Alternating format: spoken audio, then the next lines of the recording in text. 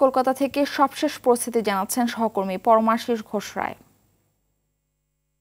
উত্তরপ্রদেশের সম্বলে জামা মসজিদের সমীক্ষাকে কেন্দ্র করে গতকাল যে রক্তাক্ষয় সংঘর্ষ ঘটেছে স্থানীয় মানুষজনের সঙ্গে পুলিশ প্রশাসনের, তার মধ্য থেকে আমাদের সর্বশেষ খবর অনুযায়ী যে আজকে পর্যন্ত কিন্তু প্রায় 4 জন নিহত হয়েছেন।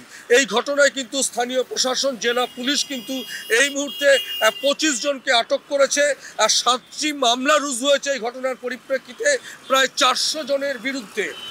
স্থানীয় সূত্রে যেটা জানা যাচ্ছে, গত 19শে নভেম্বর স্থানীয় কেলা দেবী মন্দির কমিটির তরফ থেকে চরণদৌসি আদালতে জামা মসজিদের ইতিহাস জানার জন্য একটি মামলা হয়, যেখানে মামলাকারীদের বক্তব্য ছিল এই জামা মসজিদ নাকি শ্রীহরিনাথ মন্দির নামে একসময় খ্যাত, যেটা নাকি 1529 সালে সম্রাট বাবরের আমলে যেটা মসজিদে পরিণত হয়। এই মামলার পরিপ্রেক্ষিতে কিন্তু স্থানীয় আদালত যে নির্দেশ দিয়েছিল ভিডিও সমীক্ষার মাধ্যমে এর ইতিহাস জানার জন্য একটি পর্যবেক্ষণ করার দরকার, যেটা গতকাল ভারতীয় সময় প্রায় সকালের দিকে সেই সমীক্ষার কাজ শুরু হয়েছিল। তার আগেই কিন্তু স্থানীয় প্রশাসন, জেলার পুলিশ সুপার এবং সমস্ত সংশ্লিষ্ট আধিকারিকরা কিন্তু প্রচুর পরিমাণে পুলিশ মোতায়েন নেওয়া হয়েছিল, বিশেষ সতর্কতামূলক ব্যবস্থা নেওয়া হয়েছিল।